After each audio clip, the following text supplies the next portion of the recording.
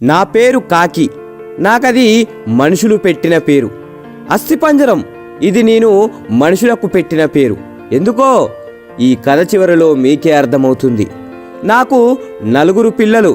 అందులో 2 నా పక్క చెట్టు మీద ఉండే కోయిలవి. కోయిలకు గుడ్డు పెట్టడం మాత్రమే తెలుసు, పిల్లలుగా మార్చడం తెలీదు. కానీ మాకు గుడ్లు పెట్టడం, వాటిని పొదిగేయడం, బిడ్డలుగా మార్చడం మాత్రమే కాదు, వేరే తల్లి బిడ్డల్ని మా బిడ్డలుగా కంటికి రెప్పలా కాపాడడం కూడా తెలుసు. ఆ రోజు ఆదివారం, జోరున వాన, బంగాళాఖాతంలో వాయుగుండమంట. ఎవరో 2 చెట్టు కింద మాట్లాడుకుంటుంటే విన్నాను. పిల్లలేమో ఆకలి అంటున్నాయి. కర్మ కాకపోతే ఈరోజే చెత్తకుండిలో డ్రైనేజ్లో ఏమీ దొరకని పరిస్థితి. ఒక పక్క పిల్లల్ని చూస్తుంటే కడుపు తరుక్కుపోతుంది. మనసుకు దెబ్బ తగిలితే ఓర్చుకోలేని శక్తి మన శరీరానికి ఉండొచ్చేమో కానీ మనం ప్రేమించే వాళ్ళకి దెబ్బ తగిలితే ఓర్చుకునే శక్తి మన మనసుకు ఉండదు కదా. అందుకే వాటి కోసం ఏమైనా తేవడానికి గాల్లోకి ఎగిరాను. ఎదురుగాలికి ఎగరలేక రెక్కలు అలసిపోతున్నాయి. ఆకలి కేకలేస్తున్న పిల్లల పరిస్థితి ఏంటి అనే ఆలోచనలు పెరిగిపోతున్నాయి. వాన చినుకులు విసిరిన రాళ్లలా శరీరానికి తూట్లు పెడుతున్నాయి. కాసేపు అలసట తీర్చుకుందామని ఒక ఇంటి ముందున్న మామిడి చెట్టు మీద వాలాను. సరిగ్గా సమయం మధ్యాహ్నం 12:45. నా అదృష్టం కొద్దీ అప్పుడే ఆ ఇంట్లో భోజనానికి కూర్చున్నారు. వాళ్ళు తినేదాకా ఉంటే కనీసం 4 మెతుకులైనా చేతులు కడిగేసిన కంచాల్లో దొరక్కపోవా అని నా ఆశ. ముందు పచ్చడి, తర్వాత కూర, ఆ తర్వాత సాంబారు, చివరిగా పెరుగు. ఇది వాళ్ళ మెను. మొత్తం 4. ఒకతను మాత్రం ముసలివాడు, ఒక 70 ఏళ్ల వరకు ఉంటాయి. పాపం అతని కంచంలో మాత్రం అన్నం, ఎర్రటి రంగులో మామిడి పచ్చడి. అమ్మా, తాతయ్య కూర వేయచ్చుగా అని పెద్దాయన పక్కనున్న చిన్నపిల్లాడు అన్నాడు. వాడలా అనగానే ఆ పిల్లాడికి ఎదురుగా ఉన్న వాళ్ళ అమ్మ, ఏంట్రా వేసేది, నోరు మూసుకొని తిను, తిండి పెట్టడమే ఎక్కువ, దేవుడు కొంతమందిని తీసుకోపోకుండా భూమికి భారంగా ఎందుకు ఉంచుతాడో అర్థం కాదు, కూరలు కావాలంట కూరలు ఎక్కడి నుంచి వస్తాయి అని అంది కళ్ళు పెద్దవి చేస్తూ. ఆమెను అలా చూసి సంబంధం లేని నాకే భయమేసింది. ఇక ఆ పిల్లోడెంత? అక్కడ అంతా జరుగుతున్నా ఆ పిల్లాడి నాన్న మాత్రం ఏమీ పట్టనట్టు, ఏవే ఇంకొంచెం సాంబారు పోయి అని పోయించుకొని తింటున్నాడు. వాడు అచ్చం బురదలో పడుకునే పందికి ముందు 2 కాళ్ళు తీసేసి చేతులు పెడితే ఎలా ఉంటాడో సరిగ్గా అలానే ఉన్నాడు. పాపం వాడి ముఖాన్ని వాడు రోజు అద్దంలో ఎలా చూసుకుంటున్నాడో. పాపం మా పెద్దాయనకు అన్నం కలుపుకోవడానికి కూడా చేతుల్లో బలం లేదు. అయినా సరే బాగా ఆకలేస్తుంది అనుకుంటా త్వరగా అన్నం కలుపుతున్నాడు. వణుకుతున్న చేతులతో మొత్తాన్ని కలిపేశాడు. ఆత్రంగా ఒక ముద్ద తీసి నోట్లో పెట్టుకున్నాడు.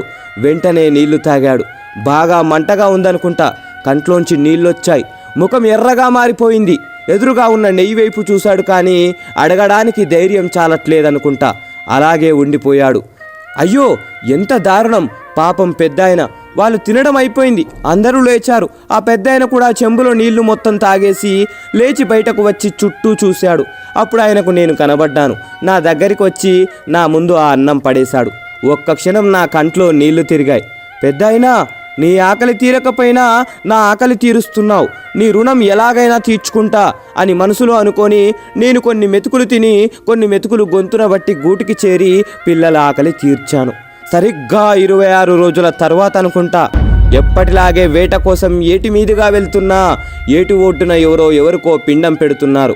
కాసంత తినడానికి ఏమైనా దొరక్కపోదా అని అక్కడ వాలాను. ఎదురుగా ఉన్న ఫోటోను చూసి ఆశ్చర్యపోయాను. అది నా పిల్లలు ఆకలితో ఉన్నప్పుడు అన్నం పెట్టిన పెద్దాయనది. ఒక్క క్షణం గుండె బరువెక్కింది. విచారంతో రెక్కలు దిగజారిపోయాయి. అయ్యా, పిండం పెట్టి కాకుల్ని పిలవండి, మీ నాన్నగారు వాటి రూపంలో వచ్చి తింటారు అని పూజారి గారు చెప్పారు. ఒక పెద్ద కంచాన్ని పెద్దాయన కొడిక్కిస్తూ, ఆ కంచాన్ని చూడగానే నా ఆశ్చర్యం ఆకాశాన్నంటింది. నల్లటి నా ముఖం తెల్లబారిపోయింది. ఎందుకంటే ఆ కంచంలో పంచభక్ష పరమాన్నాలు ఉన్నాయి. ఓర్ని మనుషులు, మీరేం మనుషులురా బాబు! బ్రతికినంత కాలం బ్రతకడానికి పెట్టకుండా చచ్చిన తర్వాత బ్రతికించడం కోసం పెడుతున్నారా? పోవడం కోసం కోరికలు కోరుకొని కాకి రూపంలో రావడానికి పూజలు చేస్తున్నారా? బ్రతికినంత కాలం రాబందుల్లా పిక్కు తిని విసిరేసింది తినడానికి కాకుల్ని పిలుస్తున్నారా? ప్రాణమున్నంత కాలం పెద్దైన కప్పుకోవడానికి కండువా కూడా ఇవ్వకుండా పోయాక కట్టుకోవడానికి పట్టుపంచ పెట్టారా? ఏం మనుషులరా బాబు! పాపం ముసలాయన్ని బ్రతికినంతకాలం దినదినం గండంగా బ్రతికేలా చేసి ఇప్పుడు ఏమీ తెలియని అమాయకుల్లా ఫోటోకి దండం పెడుతున్నాడు. అసలు వీణ్ణి నా ముక్కుతో పొడిచి చంపాలి. ఎరా ఎదవా, ఇంటి చెట్టు మీద వాలితే ఈసడించుకున్న కాకిలో ఈరోజు మీ నాన్నని చూసుకుంటున్నావా? కొంచెం కూడా సిగ్గనిపించడం లేదా? ఎంగిలి మెతుకులు వేయడం కూడా అనవసరం అనుకున్న కాకి పరమాన్నం తినడానికి కావలసి వచ్చిందా? అలా మనసులో వాడిని తిడుతున్నప్పుడు నా ఆవేశం కట్టలు తెంచుకుంది. వెంటనే గాల్లోకి ఎగిరాను. చుట్టూ ఉన్న నా కాకుల స్నేహితుల దగ్గరికి వెళ్ళి జరిగిందంతా చెప్పి ఆ పిండాన్ని ఎవరూ తినొద్దని చెప్పాను. అందరూ సరే అన్నారు. గంట 2 గంటలు అలా గంటలు గడుస్తూనే ఉన్నాయి. పిండం తినడానికి ఒక్క కాకి కూడా రావట్లేదు. చుట్టూ ఉన్న జనాల్లో అనుమానం మొదలైంది. బ్రతికినంత కాలం ఆయన్ని బాగా చూసుకోలేదేమో, అందుకే ఇప్పుడు తినడానికి రావట్లేదు అని ఒకడు, ఉన్నన్ని రోజులు బాధ పెట్టుంటారు అందుకే ఆయన రావట్లేదని ఇంకొకరు, నేను రోజు చూసేవాడిని అన్నం కూడా సరిగ్గా పెట్టేవాళ్ళు కాదు అందుకే ఇప్పుడు రావట్లేదని మరొకరు మాట్లాడుకోవడం మొదలు పెట్టారు. అవి విని ఫోటో ముందు కూర్చున్న ముసలాయన కొడుక్కి తల తీసేసినట్టయింది. అలా ఉండిపోయాడు. కనీసం తన బాధ చెప్పుకోలేని పరిస్థితి.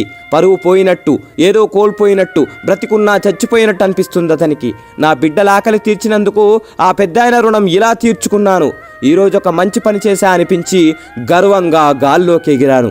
మనిషి వింటున్నావా? నీకే చెప్పేది. సెంటు పీలిస్తే మంచి వాసన వస్తుందని, తాగితే బలం వస్తుందనుకోవడం అమాయకత్వం. అలాగే డబ్బు అవసరం తీర్చే వస్తువులను ఇచ్చిందని ప్రేమించే మనిషిని కూడా ఇస్తుందనుకోవడం మూర్ఖత్వం. అయినా ప్రేమ ఇవ్వడానికి మనకు లేనప్పుడు ప్రేమను తీసుకోవడానికి హక్కెలా పొందుతావు?